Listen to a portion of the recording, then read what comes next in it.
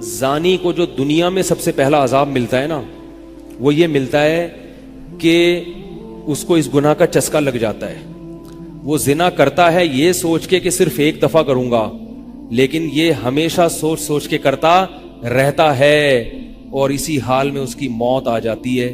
زانیوں میں مرتا ہے وہ. یہ بہت بڑی بھول ہے کہ میں ایک دفعہ گناہ کر لوں پھر توبہ کر لوں گا. اور یہ شیطان اس لیے کرواتا ہے، یار دیکھیں تو صحیح اس گناہ میں لذت کیسی ہے، ذائقہ کیسا ہے. ایسی اللہ کی طرف سے اس پر پھٹکار برستی ہے نا زانی پر، وہ تڑپتا ہے کہ مجھ سے چھوٹ جائے. کسی کو اللہ توفیق دے دیتے ہیں، لیکن عام طور پر کیا ہوتا ہے، گیا بس. اتنا مشکل ہوتا ہے پھر اس کو اس دلدل سے نکلنا. اللہ کہتے ہیں اب گند میں منہ مارا ہے، گند میں رہو. اب گند کھایا ہے نا، اب گند کھایا تو اب گند میں رہو. پھر گندگی میں اس کو مزہ آتا ہے پھر وہ. اس لیے اللہ کا واسطہ جن لوگوں سے زنا نہیں ہوا، اللہ کا واسطہ کبھی بھی اس گناہ کے قریب مت پھٹکو. اللہ نے یہ نہیں کہا کہ زنا مت کرو، اللہ نے کہا وَلَا تَقْرَبُوا الزِّنَا، زنا کے قریب مت جاؤ. قریب کیسے قریب جاتا ہے انسان؟ آپ کے گھر میں کوئی رشتہ دار جوان لڑکی آ گئی ہے یونیورسٹی کی، کالج کی، آپ گھر سے باہر نکل جاؤ. بعض دفعہ ایسا ہوتا ہے، لوگ مجھے بتاتے ہیں کہ کوئی میری رشتہ دار خاتون آئی، جوان تھی، کزن تھی، گھر میں تھا، وہ اکیلی تھی، وہ آ گئی تو میری بڑی عجیب کنڈیشن ہو گئی، میں بہت پریشان ہو گیا، بہت مشکل سے بچا. میں ان سے کہتا ہوں آپ گھر سے نکلے کیوں نہیں؟ یہ تو آپ قریب تو چلے گئے نا. جب ایک جوان لڑکی آپ کے گھر میں آئی ہے، آپ کو اس وقت گھر میں نہیں ہونا چاہیے، نکل جاؤ وہاں سے. ایسے دور بھاگو زنا سے، اتنا دور بھاگو. انبیاء ایسے ہی کرتے تھے، تبھی تو بچتے تھے. وہ جتنے بزرگان دین گزرے ہیں، وہ یہ نہیں کہ زنا نہیں کیا، وہ ہمیشہ زنا سے دور بھاگے. ہمارے استاذ نے ایک واقعہ سنایا تھا ہمیں، کتابوں میں یہ واقعہ لکھا ہے کہ ایک طالب علم تھا، پرانے وقتوں کی بات ہے، رات کو مسجد میں چراغ لے کے مطالعہ کر رہا تھا. پہلے زمانے میں لائٹ وائٹ تو نہیں ہوتی تھی، گاڑیوں کے سفر نہیں تھے، اونٹوں کے سفر تھے، تو مسافر لوگ بعض دفعہ آ کے مسجدوں میں ٹھہرتے تھے. تو اس نے دیکھا کہ ایک جوان لڑکی ہے، پردے میں ہے لیکن خوبصورت جوان لڑکی. وہ آئی اور اس سے کہنے لگی کہ میں راستہ بھٹک گئی ہوں، مجھے ایک رات مسجد میں گزارنے دے دو. واقعی یعنی صحیح تھی، وہ اسی طرح ہوا تو کہیں بھٹک گئی تھی. شہر میں بھی بعض دفعہ لوگ بھول جاتے تھے نا کہ راستہ بھٹک جاتے تھے. اب یہ پریشان تھا کہ میں اس کو رات کو اگر پناہ دیتا ہوں تو مجھے شیطان برگلائے گا، اور اس لڑکی کو اگر میں پناہ نہیں دیتا تو یہ کہاں جائے گی رات کو، کوئی اور اس کی عزت سے کھیلے گا. تو اس نے بہرحال اس کو ٹھکانہ دے دیا، اس کو کہا کہ آپ ادھر اس طرف جا کے سو جائیں. نتیجہ کیا نکلا ہے کہ وہ لڑکی اس کو دیکھ رہی تھی یہ کرتا کیا ہے، اس کو بھی اپنی عزت کا ڈر تھا نا کہ کہیں یہ دست درازی نہ کرے. تو یہ نوجوان جس چراغ میں مطالعہ کر رہا تھا، مطالعہ کرتے کرتے اس کی آگ میں اپنی انگلی لے کے جاتا اور اس کو جلاتا. جیسے ہی وہ جلنے لگتی تو اس انگلی کو واپس کھینچ لیتا، ایک دم تپش آگ لگتی نا، واپس کھینچتا. پھر تھوڑی دیر بعد یہ انگلی اس میں لے کے جاتا، پھر واپس کھینچتا. پوری رات یہ کرتا رہا ہے اور اپنی انگلی کو جلاتا رہا ہے. صبح جیسے ہی ہوئی ہے، اس نے فوراً، صبح صادق ہوئی نا فجر کی اذان کا وقت، اس نے فوراً اس لڑکی سے کہا یہاں سے چلی جاؤ، فوراً یہاں سے فوراً چلی جاؤ. اس نے کہا اللہ کی قسم اس وقت تک نہیں جاؤں گی جب تک تم یہ معاجرہ نہیں بتاؤ گی رات تم نے کیا ہے. تو کہنے لگا یہ میرا اور اللہ کا معاملہ ہے، میں تمہیں نہیں بتا سکتا. اس نے پھر اللہ کا واسطہ دے کے کہا، اس نے کہا میں جاؤں گی نہیں یہاں سے جب تک بتاؤ گے نہیں. اس نے کہا شیطان مجھے ورغلا رہا تھا کہ ایک جوان لڑکی ہے، اجنبی ہے، کوئی دیکھنے والا نہیں ہے، کوئی دیکھنے والا نہیں ہے، تو زنا کر لو اس سے، کوئی دیکھنے والا نہیں ہے. شیطان مجھے لے کے جاتا تھا تو میں اپنی انگلی آگ میں جلاتا تھا، اپنے نفس کو یہ سمجھانے کے لیے کہ دنیا کی آگ برداشت کر سکتا ہے، جہنم کی بھی برداشت کر لینا،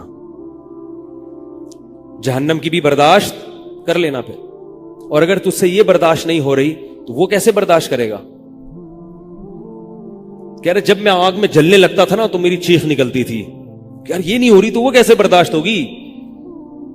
حدیث میں آتا ہے جہنم کی آگ دنیا کی آگ سے 70 گنا زیادہ گرم ہے، 70 گنا زیادہ گرم. جب نبی صلی اللہ علیہ وسلم نے صحابہ کو یہ بات بتائی ترمذی کی حدیث ہے کہ صحابہ کے سینے سے رونے کی ایسے آوازیں آنے لگی جیسے ہانڈی کھولتی ہے، ایسا روئے صحابہ، حالانکہ صحابہ گناہوں سے بچتے تھے، اتنا روئے ہیں کہ سینے کے جیسے ہانڈی کھول رہی ہوتی ہے ایسے ان کے سینے سے رونے کی آوازیں آئی ہیں، اور عرض کیا واللہ انہا لکافیۃ یا رسول اللہ، یا رسول اللہ یہ دنیا کی آگ بہت تھی عذاب دینے کے لیے، اللہ نے اس کو بھی 70 گنا زیادہ گرم کیا ہے۔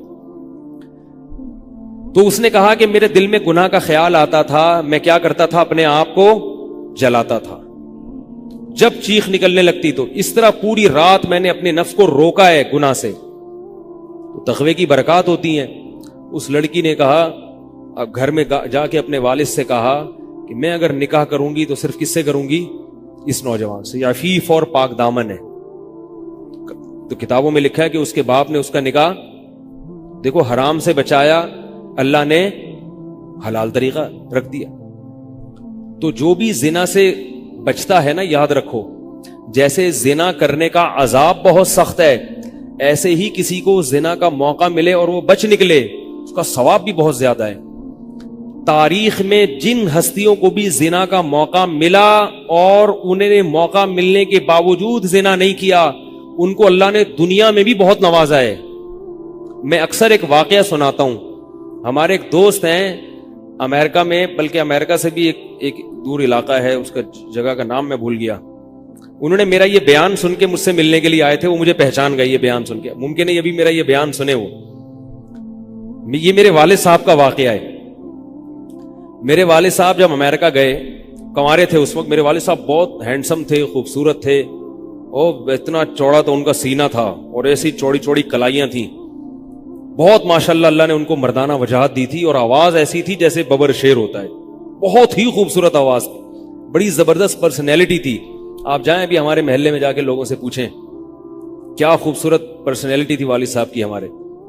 جب انتقال ہوا ہے نا میرے والد صاحب کا، تو پورا محلہ رو رہا تھا، پورا محلہ۔ مسجد کے امام صاحب جب بھی جنازے کا اعلان کرتے تھے نا تو روتے نہیں تھے، ہزاروں میتوں کا اعلان کیے تھے۔ میرے والد صاحب کا جب مسجد کے امام صاحب اعلان کر رہے تھے، 3 دفعہ اعلان کیا، تینوں دفعہ روئے ہیں، اتنی لوگوں کو ان سے محبت تھی۔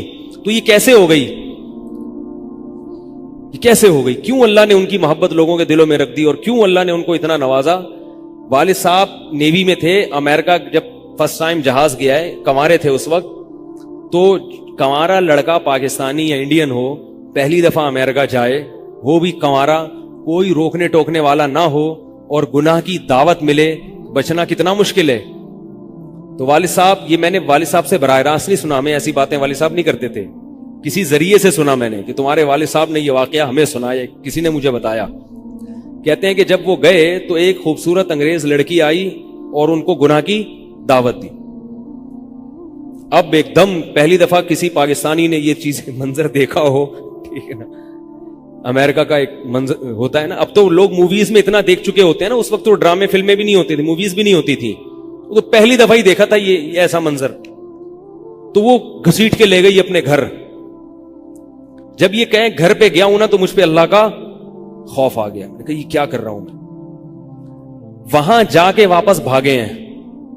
ادھر پہنچنے کے بعد وہ عورت غصہ ہو رہی تھی کہ اگر تم نے یہ کام کرنا نہیں تھا تو میرے ساتھ آئے کیوں میرا خرچہ کرایا، تم نے کیوں خرچہ کرایا میرا؟ تو آدمی اور شرمندہ ہو جاتا ہے نا کہ یار۔ تو والد صاحب کہتے ہیں کہ میرے دل میں خیال آیا کہ میں نے زندگی میں کبھی یہ گناہ نہیں کیا، اور میں یہاں پہلی دفعہ آیا ہوں، اگر میں اس گناہ میں پڑ گیا اللہ کی نظر مجھ سے ہٹ جائے گی۔ واپس بھاگے۔ بڑا مشکل ہوتا ہے ایسے موقع پہ۔ اس وقت ان کی عمر ہوگی 22 یا 23 سال، زیادہ سے زیادہ 24 سال ہوگی، تو بھاگے ہیں واپس۔ تو والد صاحب کہتے تھے، جنہوں نے مجھے یہ واقعہ سنایا، کہ مجھے کہنے لگے کہ تمہارے والد صاحب کہتے تھے کہ اس کے بعد میری زندگی میں کیا آیا ہے؟ انقلاب۔ پھر اللہ نے قرآن کی تلاوت کی توفیق دی، حفظ قرآن تھا، بھول چکے تھے، روزانہ ایک قرآن پڑھنے کا معمول بنا پھر، تاکہ قرآن دوبارہ یاد ہو جائے۔ جہاز پہ 3 سال امامت کی، داڑھی بڑی رکھ لی ماشاءاللہ، اور پھر اتنی عزت اللہ نے ان کو دی۔ اللہ نے ان کے، ہمارے سب بھائی ماشاءاللہ داڑھی والے ہیں، سب بہنیں شرعی پردہ کرتی ہیں، سب بھابیاں پردہ کرتی ہیں۔ گھر میں کیا آ گیا پورا، حالانکہ اس وقت شادی نہیں ہوئی تھی، لیکن یہ اثرات کہاں منتقل ہوئے ہیں؟ خاندان میں پورے۔ پورے خاندان میں منتقل ہو گئے نا. انتقال ہوا تو جنازہ میں نے پڑھایا والد صاحب کا. اگر اللہ نہ کرے اس برائی میں پڑ جاتے, ہمیں پتا چلتا کہ ہمارا باپ ایسا ہے, تو ہم ایسے ہوتے؟ ویسے تو ابھی بھی کوئی اتنے نیک نہیں ہے, لیکن گیٹ اپ تو ہے نا. گیٹ اپ تو اللہ نے مولویوں والا دے دیا نا, تھوڑے تھوڑے تو دیکھنے کی حد تک تو نیک بنا دیا نا. ایسے نہیں ہوتے ہم. تو یہ جو برکات ہیں یہ نسلوں میں منتقل ہوتی ہیں. نسلوں میں اتنی عزت دی اللہ نے, اتنی عزت دی تھی کہ انتقال کے وقت محلہ رو رہا تھا, پورا محلہ رو رہا تھا انتقال. اور بہت سے لوگوں نے والد صاحب کی قبر کے پاس نہ جگہ گھیر لی تھی کہ ہم یہاں دفن ہوں گے. حالانکہ مسجد کے امام نہیں تھے, کچھ بھی نہیں, کوئی ایسی شخصیت نہیں تھے کہ وہ کوئی مقتدی اور رہبر سمجھے جاتے ہو. تہجد کا معمول تھا, تلاوت کا معمول تھا. اور میں نے خود بھی کئی دفعہ نوٹ کیا, ایسا لگتا تھا ان کے منہ سے خوشبو آتی ہے, ایسا محسوس ہوتا تھا. ایسا اللہ نے, کیونکہ تلاوت بہت زیادہ کرتے تھے. جب انتقال ہوا ہے نا جس دن, اس دن بھی آدھا گھنٹہ تلاوت کر کے اٹھے. گھر میں ان کا معمول تھا, گھر میں آنے کے بعد آفس سے جب گھر میں آتے تھے نا, سب سے پہلے نہا کے, عجیب ان کے معمول تھے, نہاتے لازمی تھے روزانہ. اور چونکہ فوجی تھے نا, تو فوجیوں کی جو ایک روٹین ہوتی ہے نا, وہ تبدیل نہیں ہوتی. اب جب فوج میں تھے تو گرم پانی سے نہانے کی عادت تھی, تو جون میں بھی گرم سے ہی نہاتے تھے. ہم کہتے, اب والد صاحب سے کہتے گرمی ہو رہی ہے, لیکن وہ ایک روٹین ہوتی ہے نا فوجیوں کی. بس وہ آنا ہے, دھوتی پہنی, غسل خانے میں چلے گئے, پانی گرم پہلے کیا, اپنا کام سارا خود کرنا, کسی سے کام ہی نہیں لیتے تھے. اور وہ 2 منٹ کے اندر ایسے پھرتی سے نہاتے تھے. ہم حیران, یہ کیسے نہاتے ہیں اتنی دیر میں؟ کہتے میں صابن سے باقاعدہ تسلی سے نہایا ہوں. اتنی جلدی پھرتی میں کام کرتے تھے. آتے ہی تلاوت کرنی, اور تلاوت اونچی آواز میں کرتے تھے. پورے گھر میں والد صاحب کے تلاوت کی آواز آتی تھی. مجھ سے غلطی یہ ہوئی کہ انتقال سے چند دن پہلے میں ان کی تلاوت سن رہا تھا, تو میرا دل چاہا میں اس کو ریکارڈ, اس وقت ریکارڈنگ کا اتنا زیادہ نہیں ہوتا تھا, میں نے کہا اس کو میں ریکارڈ کر لوں, لیکن وہ ریکارڈ میں نہیں کر سکا. میں نے کہا چلو بعد میں کر لوں گا, اور ان کا انتقال ہی ہو گیا. تو تلاوت اونچی آواز سے ٹوپی اتار کے تلاوت کرتے تھے. تو جس دن انتقال ہوا ہے, اور اللہ سے کہتے تھے کہ اللہ کسی کا محتاج نہ بنانا, ساری زندگی کسی سے خدمت نہیں لی, صرف جو ہے نا کمر دبواتے تھے بیٹوں سے اپنے. تو مجھ سے بھی دباتے تھے, میرا یہ انگوٹھا بڑا مضبوط ہو گیا ہے. وہ کمر پہ نا ان کے یہ ایسے مالش کر کے, ایسے کمر پہ میں مالش کرتا تھا والد صاحب کی, یہ تیل لگا کے نا ادھر, تو میرے انگوٹھے میں بڑی طاقت پیدا ہو گئی تھی. تو مجھے کہتے تھے یار تم ہو باریک سے, میرے باقی بھائی ذرا, لیکن یار تمہارے ہاتھ میں بڑی طاقت ہے. تو میں کہتا تھا کہ یہ میرے ہاتھ میں طاقت نہیں ہے, یہ مالش کر کے نا یہ انگوٹھا بہت مضبوط ہو گیا ہے. تو کیا تھا, تلاوت کی انتقال سے پہلے, اور بار بار دعا کیا کرتے تھے کہ اللہ بستر پہ لیٹوں نہیں. زندگی میں ہم نے کبھی نہیں دیکھا والد صاحب بستر پہ لیٹے ہوں, یعنی بیمار ہو کے لیٹے ہوں. اپنا سارا کام پھرتیلے پن سے کوئی بالکل. تو وہی ہوا, موت کے وقت بھی ایسا ہی ہوا. آئے ہیں, تلاوت کی ہے, پھر اس کے بعد گئے عشاء کی نماز پڑھنے, صف میں بیٹھے ہوئے تھے کہ گر گئے. صف سے اٹھا کے ان کو ہاسپٹل لے کر گئے ہیں, نماز کی اقامت ہو رہی ہے, اور وہیں اٹیک ہوا, اور وہی ان کا قبر کا سفر تھا. کتنی اچھی موت دی اللہ تعالیٰ نے, کہ ایک دن کیا ہوا, بارش میں بھیگتے بھیگتے آئے ہیں گھر میں, اور فوراً نماز کے لیے گئے. تو والدہ نے کہا کہ بھائی ابھی بارش ہو رہی ہے. انہوں نے کہا اللہ بولے گا آفس سے یہاں تک پہنچ گئے, اور اب یہاں سے مسجد تک نہیں جا رہے, اللہ کو بھی منہ دکھانا ہے. ایسے نماز کے پابند. سعودی عرب میں جب عمان میں ان کی جاب تھی, کئی گھنٹے کا گرمیوں کا روزہ ہوتا تھا, لوگ چھوڑ دیتے تھے. والد صاحب کہتے تھے مر جاؤں گا, رمضان کا روزہ نہیں چھوڑوں گا, کچھ بھی ہو جائے, رمضان کا روزہ کیسے چھوڑوں. تراویح کبھی نہیں چھوٹتی تھی, رمضان کا روزہ کبھی نہیں چھوٹتا تھا.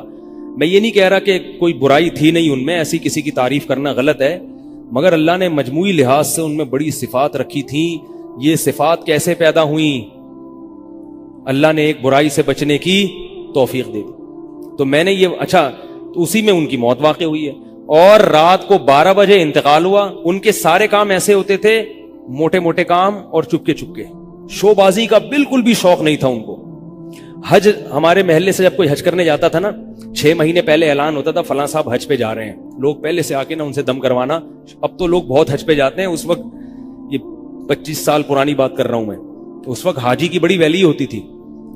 حج پہ جو جانے والا ہوتا تھا نا, لوگ اس سے پہلے سے ماشاءاللہ حج پہ جا رہے ہیں. ہمارے امام صاحب پوری رننگ کمنٹری شروع کرتے تھے اسپیکر پہ, اب وہ حج پہ جانے والے ہیں, اب ان کا نام آ گیا ہے. جنازے کی بھی رننگ کمنٹری ہوتی ہے ہمارے محلے میں, اللہ امام صاحب کی مغفرت فرمائے, انتقال ہو گیا ان کا بھی. اس کو لوگ کہتے تھے یہ رننگ کمنٹری شروع کر دیتے ہیں. جنازے کی چارپائی اٹھ چکی ہے, تمام حضرات سے گزارش ہے کہ جنازہ گاہ میں پہنچ جائیں. اب جنازہ گھر سے نکل چکا ہے, میت کو غسل دیا جا چکا ہے, عیدی سینٹر سے لاش گھر میں آ چکی ہے. پوری نا کمنٹری ہوتی تھی. تو وہ جنازے کی بھی کمنٹری, اور اگر کوئی بیمار ہوتا تھا محلے کا تو اس کی بھی کمنٹری. آغا خان میں داخل ہیں, ان کے پتے میں ڈاکٹر نے پتھری بتائی ہے. غفار بھائی کے تمام حضرات سے گزارش, دعا کی گزارش ہے کہ اللہ ان کو شفائے کامل عاجل عطا فرمائے. پورا محلہ دعا کر رہا تھا, اللہ غفار بھائی کے پتے کی پتھری نکال دے.